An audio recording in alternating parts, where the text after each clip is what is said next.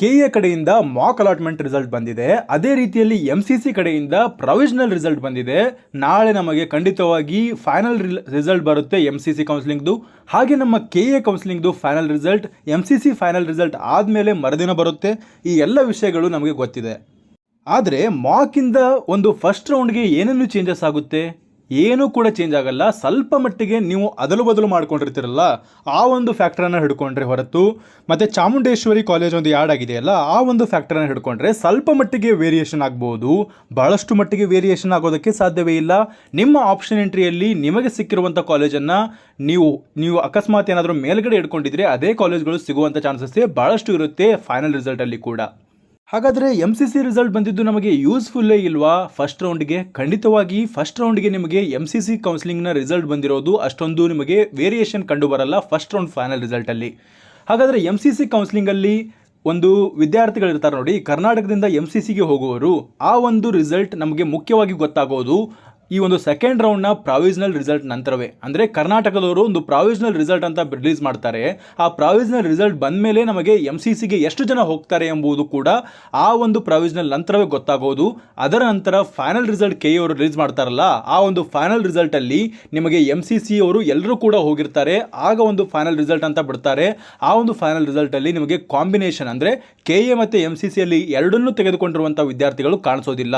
ಕೇವಲ ನಿಮಗೆ ಫಿಲ್ಟರ್ ಆಗಿ ಫೈನಲ್ ರಿಸಲ್ಟ್ ಬರುತ್ತಲ್ಲ ಸೆಕೆಂಡ್ ರೌಂಡ್ದು, ಆಗ ನಿಮಗೆ ಗೊತ್ತಾಗುತ್ತೆ ಎಷ್ಟು ಜನ ನಮ್ಮ ಕೆ ಎಯಿಂದ ಎಮ್ ಸಿ ಸಿಗೆ ಹೋಗಿದ್ದಾರೆ ಎಂಬುದು. ಆದ್ದರಿಂದ ಈ ಒಂದು ವಿಡಿಯೋದಲ್ಲಿ ನಾನು ಕೇವಲ ಕೆ ಎಯಿಂದ ಎಮ್ ಸಿ ಸಿಗೆ ಎಷ್ಟು ಜನ ಹೋಗಲಿದ್ದಾರೆ ಎಂಬುದನ್ನು ಮಾತನಾಡಿದ್ದೇನೆ. ಅಂದರೆ ನನ್ನದೊಂದು ಗೆಸಸ್ ಇದೆ. ಇಷ್ಟು ಗೆಸಸ್ಗಳು ಕರೆಕ್ಟ್ ಆಗಲೇಬೇಕಂತ ಇಲ್ಲ. ಇದು ಕೇವಲ ನಾನು ಎಜುಕೇಷನಲ್ ಗೆಸಸ್ಸನ್ನು ಕೊಡ್ತಾ ಇದ್ದೇನೆ. ಎಷ್ಟು ಜನ ನಮ್ಮ ಕರ್ನಾಟಕದಿಂದ ಎಮ್ ಸಿ ಸಿಗೆ ಹೋಗ್ಬೋದು ಎಂಬುದನ್ನು ನಾನು ಹೇಳ್ತಾ ಇದ್ದೇನೆ. ಮೊದಲಿಗೆ ಮೊದಲಿಗೆ ಎಮ್ ಸಿ ಸಿ ರೆಕಾರ್ಡ್ಸ್ ಅಂದರೆ ಎಮ್ ಸಿ ಸಿಯಲ್ಲಿ ಎಷ್ಟು ರೆಕಾರ್ಡ್ಸ್ ಇದಾವೆ ಅಂದರೆ, ಎಷ್ಟು ಜನಕ್ಕೆ ಅಲಾಟ್ಮೆಂಟ್ ಆಗಿದೆ ಅಂದರೆ 29,945 ಜನಕ್ಕೆ ಅಲಾಟ್ಮೆಂಟ್ ಆಗಿದೆ. ಕೆ ಎಲ್ಲಿ 11,774 ಸೀಟ್ಗಳಿಗೆ ಅಲಾಟ್ಮೆಂಟ್ ಆಗಿದೆ. ಹಾಗೆ ಟೋಟಲ್ ಆಗಿ ಕಾಮನ್ ಆಗಿ ಕಂಡು ಬರ್ತಾ ಇರೋದು ನಮಗೆ 1,879 ಸೀಟ್ಗಳು ಮಾತ್ರ ಎಮ್ ಸಿ ಸಿಯಲ್ಲಿ ಮತ್ತು ಕೆ ಎಲ್ಲಿ ಎರಡೂ ಕಡೆ ಸಿಕ್ಕಿದ್ದಾವೆ ವಿದ್ಯಾರ್ಥಿಗಳಿಗೆ. 1,879 ಅಂದರೆ ಇದರಲ್ಲಿ ಕೇವಲ ನಾನು ಗೋರ್ಮೆಂಟ್ ಕೊಡೋದು ಮಾತನಾಡ್ತಾ ಇಲ್ಲ. ಕೆಲವೊಬ್ಬರಿಗೆ ಇಲ್ಲಿ ಮ್ಯಾನೇಜ್ಮೆಂಟ್ ಸಿಕ್ಕಿರುತ್ತೆ, ಅಲ್ಲಿ NRI ಸೀಟ್ ಸಿಕ್ಕಿರುತ್ತೆ. ಇಲ್ಲಿ ಕೆಲವೊಬ್ಬರಿಗೆ ಹೈಯರ್ ಫೀಸ್ ಸಿಕ್ಕಿರುತ್ತೆ, ಅಲ್ಲಿನೂ ಕೂಡ ಹೈಯರ್ ಫೀಸ್ ಸಿಕ್ಕಿರುತ್ತೆ. ಅದನ್ನು ಕೂಡ ಇನ್ಕ್ಲೂಡ್ ಮಾಡಿಕೊಂಡು 1,879 ಹೇಳ್ತಾ ಇರೋದು. ಬಟ್ ನಾನು ಕೇವಲ ಗೋರ್ಮೆಂಟನ್ನು ಡಿವೈಡ್ ಮಾಡಿ ನಾನು ನಿಮಗೆ ಎಕ್ಸ್ಪ್ಲೇನ್ ಮಾಡ್ತೇನೆ.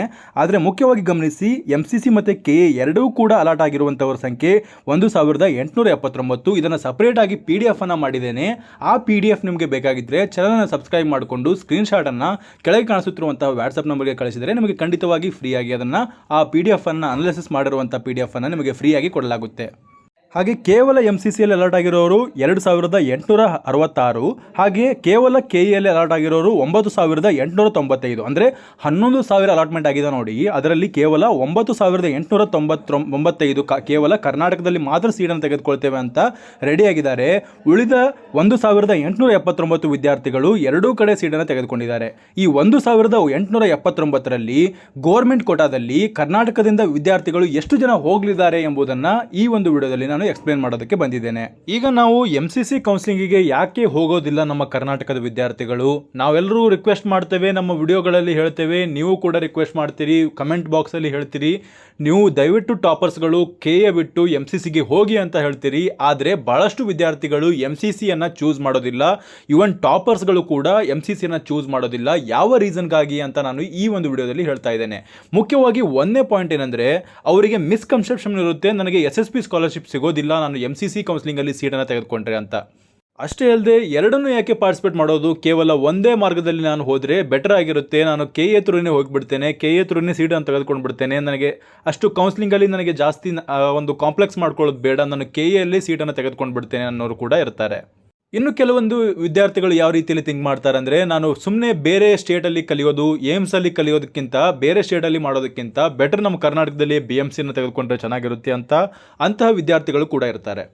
ಅಷ್ಟೇ ಅಲ್ಲದೆ ನಿಮಗೆ ಮುಖ್ಯವಾಗಿ ಗೊತ್ತಿರಲಿ, ಎಮ್ ಸಿ ಸಿಯಲ್ಲಿ ಸೀಟ್ ಸಿಗಬೇಕಂದ್ರೆ ನಿಮಗೆ ರ್ಯಾಂಕಿಂಗ್ 24,000 25,000ಕ್ಕೆ ಕಟ್ ಆಫ್ ನಿಂತ್ಕೊಳ್ಳುತ್ತೆ. ಅದು EWS ಆಗಿರಲಿ, OBC ಆಗಿರಲಿ, ಮತ್ತು ಜನರಲ್ ಮೆರಿಟ್ ಆಗಿರಲಿ. ಜನರಲ್ ಮೆರಿಟ್ ಆದರೂ ಕೂಡ ನೀವು ಕರ್ನಾಟಕದಲ್ಲಿ ಸೀಟ್ ತೆಗೆದುಕೊಳ್ತೀನಿ ಅಂದರೆ 20,000 ಒಳಗಡೆ ಕೂಡ ನಿಮ್ಮ ರ್ಯಾಂಕ್ ಇರಬೇಕಾಗುತ್ತೆ.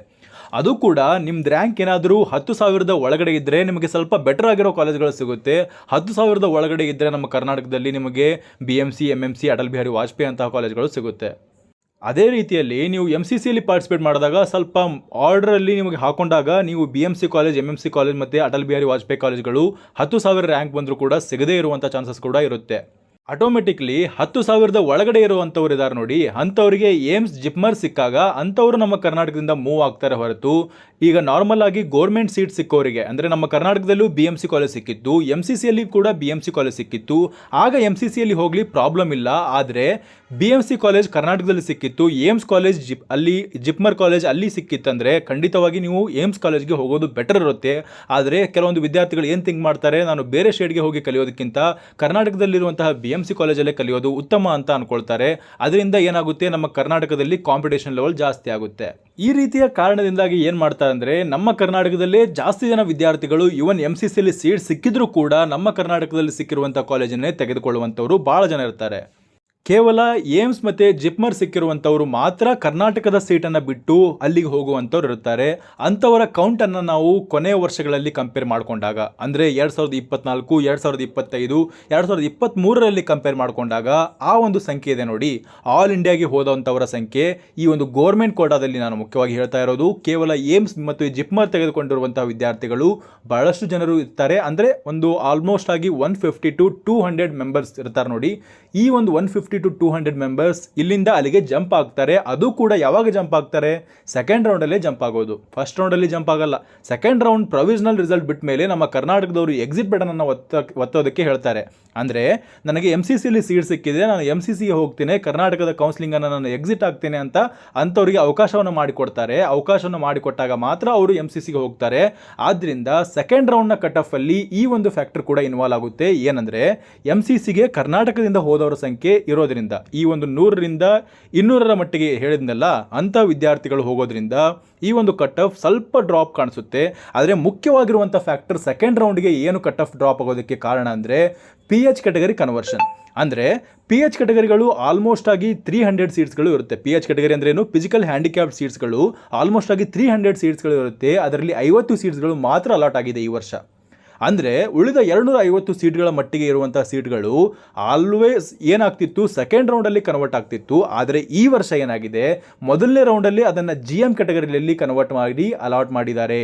ಆದ್ದರಿಂದ ಈ ವರ್ಷ ಕನ್ವರ್ಷನ್ ಅನ್ನೋದು ಸೆಕೆಂಡ್ ರೌಂಡಲ್ಲಿ ನಡೆಯೋದಿಲ್ಲ. ಈಗ ನಮಗೆ ಬ್ಯಾಡ್ ಒಂದು ನ್ಯೂಸ್ ಏನಂದರೆ, ಸೆಕೆಂಡ್ ರೌಂಡಲ್ಲಿ ನಡೀತಾ ಇರುವಂತಹ PH ಕ್ಯಾಟಗರಿ ಕನ್ವರ್ಷನ್ ಮೊದಲನೇ ರೌಂಡಲ್ಲಿ ನಡೆದಿರೋದ್ರಿಂದ ಮೊದಲನೇ ರೌಂಡಿಂದ ಎರಡನೇ ರೌಂಡಿಗೆ ನಮಗೆ ಕಟ್ ಆಫ್ ಡ್ರಾಪ್ ಮೇನ್ ಆಗಿ ಕಾಣಿಸುವಂಥದ್ದು ಕೇವಲ AIQ ಅಂದರೆ ಆಲ್ ಇಂಡಿಯಾ ಕೋಟಾದಿಂದ ಬರುವಂಥ ಸೀಟ್ಗಳಿಂದ ಮಾತ್ರ. ಅಂದರೆ ಆಲ್ ಇಂಡಿಯಾ ಕೋಟಾಗೆ ಇಲ್ಲಿಂದ ಸೀಟನ್ನು ಬಿಟ್ಟು ಅಲ್ಲಿಗೆ ಹೋಗುವಂಥವ್ರ ಜನರಿಂದ ಮಾತ್ರ.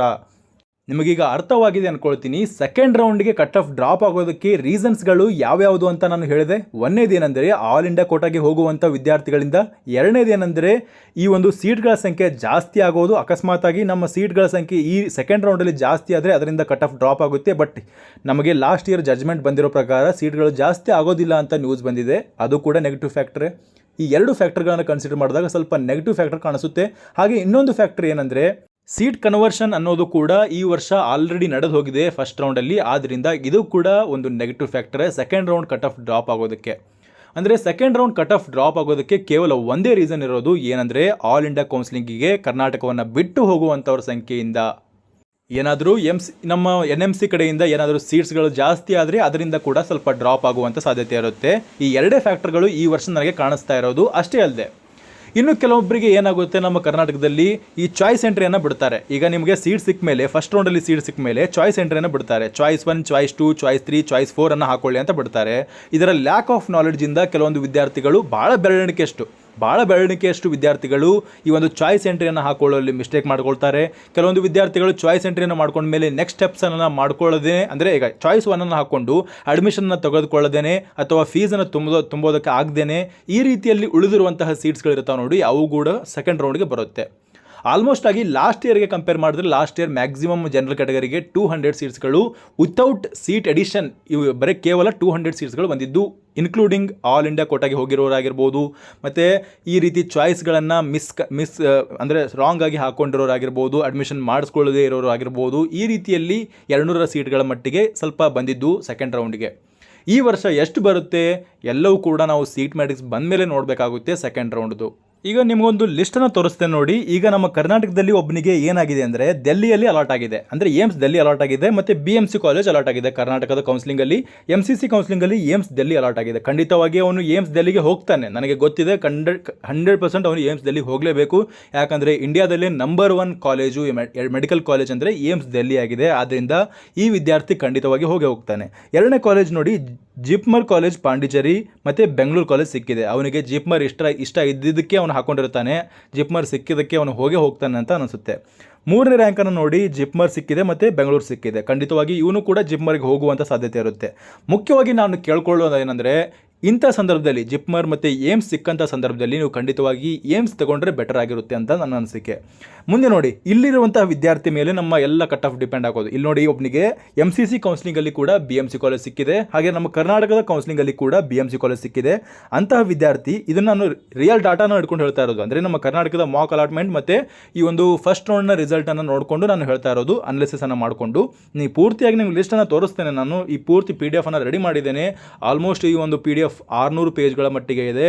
600 ಪೇಜ್ಗಳ ಮಟ್ಟಿಗೆ ಅನಾಲಿಸಿಸನ್ನು ಮಾಡಿದ್ದೇವೆ. ಆದ್ದರಿಂದ ಈ ಒಂದು PDF ಬೇಕಾಗಿದ್ದರೆ ಖಂಡಿತವಾಗಿ ಕೆಳಗೆ ಕಾಣಿಸುತ್ತಿರುವಂಥ ನಂಬರ್ಗೆ ನೀವು ಸ್ಕ್ರೀನ್ಶಾಟನ್ನು ಹೊಡ್ಕೊಂಡು, ಅಂದರೆ ಸಬ್ಸ್ಕ್ರೈಬ್ ಮಾಡಿರುವಂಥ ಸ್ಕ್ರೀನ್ಶಾಟನ್ನು ಹೊಡ್ಕೊಂಡು ನೀವು ಕಳಿಸಿದರೆ ಖಂಡಿತವಾಗಿ ನಿಮಗೆ ಕಳಿಸಿಕೊಡಲಾಗುತ್ತೆ. ಅದನ್ನು ನೋಡಿಕೊಂಡು ನೀವು ಕೂಡ ಅನಾಲಿಸಿಸ್ ಮಾಡ್ಕೊಳ್ಬೋದು. ಮುಂದಿನದು ನೋಡಿ, ಜಿಪ್ಮರ್ ಕಾಲೇಜ್ ಪಾಂಡಿಚೇರಿ ಸಿಕ್ಕಿದೆ ಮತ್ತು ಬೆಂಗಳೂರು ಸಿಕ್ಕಿದೆ. ಇವನು ಕೂಡ ಮೇನ್ಲಿ ನಮಗೆ ಗೊತ್ತಿಲ್ಲ ಇವರು ವಿದ್ಯಾರ್ಥಿಗಳ ಮೈಂಡ್ ಸೆಟ್ ಯಾವ ಥರ ಇರುತ್ತೆ ಅನ್ನೋದು ಹೇಳೋದಕ್ಕಾಗಲ್ಲ. ಜಿಪ್ಮರ್ ಬಿಟ್ಟು ಇವನು BMC ಕಾಲೇಜಿಗೆ ಜಾಯ್ನ್ ಆದರೂ ಆಗ್ಬೋದು, ಇಲ್ಲಾಂದರೆ ಸೆಕೆಂಡ್ ರೌಂಡ್ ತನಕ ವೇಟ್ ಮಾಡಿ ಏಮ್ಸ್ ಕಾಲೇಜ್ ಸಿಗೋ ತನಕ ವೇಟ್ ಮಾಡ್ಬೋದು. ಈ ರೀತಿ ಆಗಿರುತ್ತೆ. ಅದೇ ರೀತಿಯಲ್ಲಿ ಏಮ್ಸ್ ಜೋಧ್ಪುರ ಸಿಕ್ಕಿದೆ ಮತ್ತು ಬೆಂಗಳೂರು ಕಾಲೇಜ್ ಸಿಕ್ಕಿದೆ. ಅವ್ರು ಯಾವ್ದು ಚೂಸ್ ಮಾಡ್ಕೊಳ್ತಾರೋ ಕೂಡ ಅದು ಡಿಪೆಂಡ್ ಆಗುತ್ತೆ. ಇನ್ನೊಬ್ಬ ವಿದ್ಯಾರ್ಥಿ ನೋಡಿ, ಇಲ್ಲಿ ಜಿಪ್ಮರ್ ಕಾಲೇಜ್ ಸಿಕ್ಕಿದೆ, ಇಲ್ಲಿ ಕಿಮ್ಸ್ ಕಾಲೇಜ್ ಸಿಕ್ಕಿದೆ. ಅವನಿಗೆ ಕಿಮ್ಸ್ ಕಾಲೇಜ್ ನಿಯರ್ ಬೈ ಆದರೆ ಕಿಮ್ಸ್ ಕಾಲೇಜ್ ತೊಗೊಳ್ತಾನೆ, ಇಲ್ಲ ಅಂದರೆ ಜಿಪ್ಮರ್ಗೆ ಹೋಗ್ಬೋದು. ಏನಾಗುತ್ತೆ ಅನ್ನೋದು ಗೊತ್ತಾಗಲ್ಲ. ಅದು ಮುಖ್ಯವಾಗಿ ಡಿಪೆಂಡ್ ಆಗೋದು ಅವ್ರ ಫ್ಯಾಮಿಲಿ ಮೇಲೆ ಮತ್ತು ಅವ್ರ ವಿದ್ಯಾರ್ಥಿಯ ಮೇಲೆ ಎಲ್ಲವೂ ಕೂಡ ಡಿಪೆಂಡ್ ಆಗಿರೋದ್ರಿಂದ ಇಂತಹ ವಿದ್ಯಾರ್ಥಿಗಳು ಏನಾದರೂ MCC ಕೌನ್ಸಿಲಿಂಗಲ್ಲೇ ಸೀಟನ್ನು ತೆಗೆದುಕೊಂಡ್ರೆ ಅಥವಾ ಸೆಕೆಂಡ್ ರೌಂಡ್ ತನಕ ವೇಟ್ ಮಾಡಿ ಅಲ್ಲಿ ಏಮ್ಸ್ ಸೀಟನ್ನು ತೆಗೆದುಕೊಂಡ್ರೆ ಖಂಡಿತವಾಗಿ ವಿದ್ಯಾರ್ಥಿಗಳಿಗೆ, ಕರ್ನಾಟಕದಲ್ಲಿರುವಂತಹ ಬಾರ್ಡರ್ ಲೈನ್ ವಿದ್ಯಾರ್ಥಿಗಳಿಗೆ ಭಾಳಷ್ಟು ಅನುಕೂಲವಾಗಲಿದೆ. ನನ್ನ ರಿಕ್ವೆಸ್ಟ್ ಕೂಡ ಅದೇ ಇದೆ. ಯಾರಿಗೆ ಈ ರೀತಿಯಲ್ಲಿ ಏಮ್ಸ್ ಜಿಪ್ಮರ್ ಕಾಲೇಜ್ಗಳು ಸಿಕ್ಕಿದಾವೋ ಅವರು ಖಂಡಿತವಾಗಿ ನೀವು ಅಲ್ಲಿ ಸೆಲೆಕ್ಟ್ ಮಾಡಿಕೊಳ್ಳಿ. ಅದರಿಂದ ಭಾಳಷ್ಟು ವಿದ್ಯಾರ್ಥಿಗಳಿಗೆ ಅನುಕೂಲವಾಗಲಿದೆ. ಈ ಪೇಜಲ್ಲಿ ನಾನು ಕೇವಲ 12 ವಿದ್ಯಾರ್ಥಿಗಳನ್ನು ಮೆನ್ಷನ್ ಮಾಡಿದ್ದೇನೆ. 12 ವಿದ್ಯಾರ್ಥಿಗಳನ್ನು ನೀವು ನೋಡ್ಕೊಳ್ಬೋದು. 12 ವಿದ್ಯಾರ್ಥಿಗಳು ಕೂಡ MCCಗೆ ಹೋದರೆ ನಮಗೆ ಅನುಕೂಲವಾಗುತ್ತೆ. ಈ ಒಂದು ಪೇಜಲ್ಲಿ ಕೂಡ ಕರ್ನಾಟಕದಲ್ಲಿ BMC ಕಾಲೇಜ್ ಸಿಕ್ಕಿದೆ ಮತ್ತು ಆಲ್ ಇಂಡಿಯಾ ಕೌನ್ಸಿಲಿಂಗಲ್ಲಿ ಏಮ್ಸ್ ಕಾಲೇಜೇ ಸಿಕ್ಕಿದ್ದಾವೆ. ಅವರ ಡಿಪೆಂಡ್ ಆಗುತ್ತೆ ಏಮ್ಸ್ ಕಾಲೇಜನ್ನು ತೆಗೆದುಕೊಳ್ತಾರೆ ಅಂತ ನಾನು ಭಾವಿಸಿದ್ದೇನೆ. BMCಗಿಂತ ಏಮ್ಸ್ ಕಾಲೇಜ್ ಚೆನ್ನಾಗಿರೋದ್ರಿಂದ ನಾನು ರಿಕ್ವೆಸ್ಟ್ ಮಾಡ್ತೇನೆ, ಏಮ್ಸ್ ಕಾಲೇಜ್ಗೆ ಹೋಗಿ. ನಮ್ಮ ಕರ್ನಾಟಕದ ವಿದ್ಯಾರ್ಥಿಗಳಿಗೆ ಅದರಿಂದ ಅನುಕೂಲವಾಗುತ್ತೆ. ಈ ವಿದ್ಯಾರ್ಥಿಗಳು ಕೂಡ ಹೋಗ್ತಾರೆ. ಟೋಟಲ್ ಆಗಿ ಎಷ್ಟು ನಂಬರ್ ಆಯ್ತು? ಈಗ 24 ಮೆಂಬರ್ಸ್ ಆಯಿತು. 24 ಮೆಂಬರ್ಸಲ್ಲಿ ಮ್ಯಾಕ್ಸಿಮಮ್ ಒಂದು 20 ಅಂತ ಅನ್ಕೊಳ್ಳಿ. 20 ವಿದ್ಯಾರ್ಥಿಗಳು ಗ್ಯಾರಂಟಿಯಾಗಿ ಹೋಗ್ತಾರೆ. ಈ ಒಂದು ಪೇಜಲ್ಲಿ ಕೂಡ ನಿಮಗೆ ಏಮ್ಸ್ ಕಾಲೇಜನ್ನು ತೆಗೆದುಕೊಂಡಿರೋರು ಮತ್ತು BMC ಕಾಲೇಜನ್ನು ತೆಗೆದುಕೊಂಡಿರೋರ ಸಂಖ್ಯೆ ಜಾಸ್ತಿ ಇದೆ. ಈ ಒಂದು ಕಾಲೇಜನ್ನು ನೋಡಿಕೊಂಡ್ರು ಕೂಡ, ಈ ಒಂದು ಪೇಜನ್ನು ನೋಡಿಕೊಂಡ್ರು ಕೂಡ 34 ಆಯ್ತು. ಇಲ್ಲಿ 34ರಲ್ಲಿ 30 ಮೆಂಬರ್ಸ್ ಅಂತ ಅಂದ್ಕೊಳ್ಳಿ. ಈ ಗ್ಯಾರಂಟಿಯಾಗಿ MCC ಕೌನ್ಸಿಲಿಂಗ್ಗೆ ಹೋಗೋರ ಸಂಖ್ಯೆ. ಹಾಗೆ ನನಗೆ ಓವರಾಲ್ ಆಗಿ ಕಂಡು ಬಂದಿರೋದು 120 ವಿದ್ಯಾರ್ಥಿಗಳು. 120 ವಿದ್ಯಾರ್ಥಿಗಳಲ್ಲಿ ಒಂದು 20-25 ವಿದ್ಯಾರ್ಥಿಗಳನ್ನು ನಾವು ಈ ಒಂದು ಲಿಸ್ಟಿಂದ ಹೊರಗಡೆ ಇಟ್ಕೊಳ್ಳೋಣ. ಅಂದರೆ ಮ್ಯಾಕ್ಸಿಮಮ್ ಆಗಿ ಒಂದು 100 ಮೆಂಬರ್ಸ್ ಆದರೂ MCC ಕೌನ್ಸಿಲಿಂಗ್ಗೆ ಹೋಗ್ತಾರೆ. ಅದರಿಂದ 100 ಸೀಟ್ಸ್ಗಳಾದರೂ ಗ್ಯಾರಂಟಿಯಾಗಿ ಬಂದೇ ಬರುತ್ತೆ ಅಂತ ನನ್ನ ಅನಿಸಿಕೆ ಇದೆ. ಅಷ್ಟೇ ಅಲ್ಲದೆ ಈಗ ಕೆಲವೊಂದು ವಿದ್ಯಾರ್ಥಿಗಳಿರ್ತಾರೆ, ಇಲ್ಲಿಯೂ ಕೂಡ ಮೈಸೂರು ಸಿಕ್ಕಿರುತ್ತೆ, ಅಲ್ಲಿಯೂ ಕೂಡ ಮೈಸೂರು ಸಿಕ್ಕಿರುತ್ತೆ. ಇಲ್ಲಿಯೂ ಕೂಡ ಅಟಲ್ ಬಿಹಾರಿ ವಾಜಪೇಯಿ ಸಿಕ್ಕಿರುತ್ತೆ, ಅಲ್ಲಿಯೂ ಕೂಡ ಅಟಲ್ ಬಿಹಾರಿ ವಾಜಪೇಯಿ ಸಿಕ್ಕಿರುತ್ತೆ. ಅಂಥ ಸಂದರ್ಭದಲ್ಲಿ ಅಂಥವರು ಕೂಡ ಗ್ಯಾರಂಟಿಯಾಗಿ MCC ಕೌನ್ಸಿಲಿಂಗ್ಗೆ ಹೋದರೆ ನಮಗೆ ಬೆಟರ್ ಆಗಿರುತ್ತೆ. ಈ ರೀತಿಯಲ್ಲಿ ಅಪ್ರಾಕ್ಸಿಮೇಟ್ಲಿ ನಾವು ಕಂಪ್ಯಾರಿಸನನ್ನು ಮಾಡಿಕೊಂಡಾಗ 120 to 150ವರೆಗೆ ಈ ವರ್ಷ ಬರುವಂಥ ಸಾಧ್ಯತೆ ಇದೆ. ಆದರೆ ಲಾಸ್ಟ್ ಇಯರ್ ನಾನು 200 ಅಂತ ಹೇಳಿದ್ನಲ್ಲ, ಅಂದರೆ ಈ ಒಂದು ರೇಂಜ್ ವೇರಿಯೇಷನ್ ಆಗುತ್ತೆ. ಯಾಕಂದರೆ ಈ ವರ್ಷ ನಮ್ಮ ಕರ್ನಾಟಕದಲ್ಲಿ ಟಾಪರ್ಸ್ಗಳ ಸಂಖ್ಯೆ ಕಡಿಮೆ ಆಗಿದೆ. ಆ ಒಂದು ಕಂಡೀಷನ್ನಿಂದಾಗಿ ಕರ್ನಾಟಕದಲ್ಲಿ ಟಾಪರ್ಸ್ಗಳ ಸಂಖ್ಯೆ ಕಡಿಮೆ ಆಗಿರೋದ್ರಿಂದ ಏಮ್ಸನ್ನು ಪಡೆದುಕೊಂಡಿರುವಂಥ ವಿದ್ಯಾರ್ಥಿಗಳ ಸಂಖ್ಯೆ ಕೂಡ ಕಡಿಮೆ ಆಗಿದೆ. ಈ ಸೆಕೆಂಡ್ ರೌಂಡ್ಗೆ ವೇಟ್ ಮಾಡ್ತಾ ಇರುವಂತಹ ಎಲ್ಲ ವಿದ್ಯಾರ್ಥಿಗಳಲ್ಲಿ ಈ ವರ್ಷ ಸ್ವಲ್ಪ ನೆಗೆಟಿವ್ ಫ್ಯಾಕ್ಟರ್ ಕಾಣಿಸ್ತಾ ಇದೆ. ಮೊದಲನೇದೇನೆಂದರೆ ಈ ಏಮ್ಸ್ ಕಾಲೇಜ್ಗಳು ಕೂಡ ಪಡೆದುಕೊಂಡಿರುವಂಥ ವಿದ್ಯಾರ್ಥಿಗಳ ಸಂಖ್ಯೆ ಕಡಿಮೆ ಆಗಿದೆ. ಎರಡನೇದೇನೆಂದರೆ ಸೀಟ್ ಕನ್ವರ್ಷನ್ ಆಲ್ರೆಡಿ ಫಸ್ಟ್ ರೌಂಡಲ್ಲಿ ಮುಗಿದು ಹೋಗಿದೆ. ಮೂರನೇ ಫ್ಯಾಕ್ಟರ್ ಏನಂದರೆ ಸೀಟ್ಗಳ ಸಂಖ್ಯೆ ಜಾಸ್ತಿ ಆಗುವಂಥ ಸಂಭಾವ್ಯತೆ ಕಡಿಮೆ ಕಾಣಿಸ್ತಾ ಇದೆ. ಇಷ್ಟೆಲ್ಲ ಫ್ಯಾಕ್ಟರ್ಸ್ಗಳನ್ನು ಕನ್ಸಿಡರ್ ಮಾಡಿದಾಗ ಸೆಕೆಂಡ್ ರೌಂಡಲ್ಲಿ ವೇರಿಯೇಷನ್ ಆಗೋದು ಸ್ವಲ್ಪ ಮಟ್ಟಿಗೆ ಕಡಿಮೆ ಕಾಣಿಸ್ತಾ ಇದೆ. ನಾವು ನೋಡಬೇಕಾಗುತ್ತೆ ಎಷ್ಟರ ಮಟ್ಟಿಗೆ ಈ MCC ಕೌನ್ಸಿಲಿಂಗಲ್ಲಿ ಹೋಗ್ತಾರೆ ಜನರು. ಮತ್ತು ನಾವು ರಿಕ್ವೆಸ್ಟನ್ನು ಅದೇ ಮಾಡ್ತಾ ಇರೋದು, MCC ಕೌನ್ಸಿಲಿಂಗಿಗೆ ಕರ್ನಾಟಕದಲ್ಲಿ ಸಿಕ್ಕಿರುವಂಥ ವಿದ್ಯಾರ್ಥಿಗಳು ಟಾಪರ್ಸ್ಗಳು MCC ಕೌನ್ಸಿಲಿಂಗಲ್ಲಿ ಸೀಟ್ ಸಿಕ್ಕರೆ ಅಲ್ಲಿಯೇ ಸೀಟನ್ನು ತೆಗೆದುಕೊಳ್ಳಿ, ಅದರಿಂದ ಪ್ರಾಬ್ಲಮ್ ಆಗೋದಿಲ್ಲ, ಎಲ್ಲವೂ ಕೂಡ ಸೇಮ್ ಆಗಿರುತ್ತೆ ಅಂತ ನಾವು ರಿಕ್ವೆಸ್ಟ್ ಮಾಡ್ತಾ ಇದ್ದೇವೆ. ನೋಡೋಣ ಎಲ್ಲಿಯ ಮಟ್ಟಿಗೆ ಈ ಒಂದು ಸೀಟ್ ಮ್ಯಾಟ್ರಿಕ್ಸ್ ಬರುತ್ತೆ ಸೆಕೆಂಡ್ ರೌಂಡಲ್ಲಿ ನಮಗೆ ಎಷ್ಟು ಕಟ್ ಆಫ್ ವೇರಿಯೇಷನ್ ಆಗುತ್ತೆ, ಎಲ್ಲವೂ ಕೂಡ ಕುತೂಹಲದಲ್ಲಿದೆ. ನೋಡೋಣ ಎಷ್ಟರ ಮಟ್ಟಿಗೆ ಈ ಒಂದು ಕಟ್ ಆಫ್ ವೇರಿಯೇಷನ್ ಆಗುತ್ತೆ ಅಂತ. ನನ್ನ ಒಂದು ಹೋಪ್ನ ಪ್ರಕಾರ ಅಪ್ರಾಕ್ಸಿಮೇಟ್ಲಿ ಲಾಸ್ಟ್ ಇಯರ್ನಷ್ಟೇ 150 ಅಥವಾ 200 ಮಟ್ಟಿಗೆ ಸೀಟ್ಗಳು ಸೆಕೆಂಡ್ ರೌಂಡಲ್ಲಿ ಬರುವಂಥ ಸಾಧ್ಯತೆ. GM ಕ್ಯಾಟಗರಿ ಮತ್ತು ಉಳಿದ ಎಲ್ಲ ಕ್ಯಾಟಗರಿನ ಕಂಪೇರ್ ಮಾಡಿ ನಾನು ಹೇಳ್ತಾ ಇರೋದು. ಇಷ್ಟು 200 ಮಟ್ಟಿಗೆ ಸೀಟ್ಗಳ ಸಂಖ್ಯೆ ಬರುವಂಥ ಸಾಧ್ಯತೆ ಇದೆ. ನೋಡೋಣ ಎಷ್ಟರ ಮಟ್ಟಿಗೆ ಈ ಒಂದು ಸೀಟ್ಗಳ ಸಂಖ್ಯೆ ಬರುತ್ತೆ ಅಂತ ನಾವು ವೇಟ್ ಮಾಡಬೇಕಾಗುತ್ತೆ. ನೀವು ಲಾಸ್ಟ್ ಇಯರ್ನ ಒಂದು first round two second round ಎಷ್ಟು ಚೇಂಜ್ ಆಗಿತ್ತು ಅದನ್ನು ಕಂಪೇರ್ ಮಾಡೋದಕ್ಕೆ ಹೋಗಬೇಡಿ. ಯಾಕೆ ಅಂತ ಹೇಳ್ತಾ ಇದ್ದೀನಿ ನೋಡಿ, ಮೇನ್ಲಿ ನಮಗೆ ಅಲ್ಲಿ ಕಟ್ ಆಫ್ ಡ್ರಾಪ್ ಆಗ್ತಾ ಇದ್ದಿದ್ದೇ ಈ ಒಂದು ಸೀಟ್ ಕನ್ವರ್ಷನ್ನಿಂದ. ಅಂದರೆ PH ಕ್ಯಾಟಗರಿ ಕನ್ವರ್ಷನ್ ಆಗಿರ್ಬೋದು, ಎಲ್ಲ ಕ್ಯಾಟಗರಿಗಳ ಕನ್ವರ್ಷನ್ ಸೆಕೆಂಡ್ ರೌಂಡಲ್ಲೇ ನಡೀತಾ ಇತ್ತು. ಬಟ್ ಈ ವರ್ಷ ಫಸ್ಟ್ ರೌಂಡಲ್ಲೇ ಅದನ್ನು ನಡೆಸಿಬಿಟ್ಟಿದ್ದಾರೆ. ಯಾಕಂದರೆ KCTಯ ಸೆಕೆಂಡ್ ರೌಂಡ್ ಆಗಿತ್ತು ಮತ್ತು ಈ ಒಂದು ನೀಟ್ನ ಫಸ್ಟ್ ರೌಂಡ್ ಆಗಿತ್ತು. ಆದ್ದರಿಂದ ಎಲ್ಲ ಕನ್ವರ್ಷನ್ಗಳು ನಡೆದೇ ಈ ಒಂದು ಕಟ್ ಆಫ್ ಇಷ್ಟೊಂದು ಲೋ ಲೆವೆಲಲ್ಲಿ ನಿಂತಿದೆ. ಅಂದರೆ 93,000 ಅಂದರೆ ಏನು ಭಾಳಷ್ಟು ಲೋ ಲೆವೆಲ್ ಆಯ್ತದು. ಇಷ್ಟು ಕಟ್ ಆಫ್ ನಮಗೆ ಲಾಸ್ಟ್ ರೌಂಡಲ್ಲಿ ಸಿಗ್ತಾ ಇತ್ತು. ಆದರೆ ಈ ವರ್ಷ ಮೊದಲನೇ ರೌಂಡಲ್ಲಿ ನಿಂತಿರೋ ಕಾರಣ ಏನಂದರೆ ಎಲ್ಲ ಕನ್ವರ್ಷನ್ ನಮಗೆ ಮೊದಲ ರೌಂಡಲ್ಲೇ ನಡೆದು ಹೋಗಿದೆ. ಆದ್ದರಿಂದ ಕಟ್ ಆಫ್ ಮತ್ತಿಷ್ಟು ಡೌನ್ ಆಗುವಂಥ ಸಾಧ್ಯತೆ ಭಾಳಷ್ಟು ಕಡಿಮೆ ಇದೆ. ಆದರೂ ಕೂಡ ಒಂದು 3,000 to 4,000 ನೋಡಬೇಕು. ಸೀಟ್ ಮ್ಯಾಟ್ರಿಕ್ಸ್ ಮೇಲೆ ಎಲ್ಲವೂ ಕೂಡ ಡಿಪೆಂಡ್ ಆಗುತ್ತೆ. ನನ್ನ ಒಂದು ಅನಿಸಿಕೆ ಅಷ್ಟೇ, ಅದು ಸುಳ್ಳಾಗಲಿ ಅಂತ ನಾನು ಕೂಡ ಆಶಿಸ್ತೇನೆ. ಇದು ಇನ್ನೂ ಸ್ವಲ್ಪ ಡೌನ್ ಆಗಲಿ, ಒಂದು ಬಾರ್ಡರ್ ಲೈನಲ್ಲಿರುವಂಥ ವಿದ್ಯಾರ್ಥಿಗಳಿಗೆ ಖಂಡಿತವಾಗಿ ಸೀಟ್ ಸಿಗಲಿ ಅಂತ ನಾನು ಕೂಡ ಆಶಿಸ್ತೇನೆ. ಇದಿಷ್ಟಾಗಿತ್ತು ಈವರೆಗಿನ ವಿಷಯ. ಈ ವಿಷಯ ನಿಮಗೆ ಇಷ್ಟವಾಗಿದ್ದರೆ ಚಾನಲ್ನ ಸಬ್ಸ್ಕ್ರೈಬ್ ಮಾಡಿಕೊಳ್ಳಿ. ಹಾಗೆ ನಿಮ್ಮ ಫ್ರೆಂಡ್ಸ್ಗಳಿಗೂ ಈ ಒಂದು ವಿಷಯವನ್ನು ಶೇರ್ ಮಾಡಿ.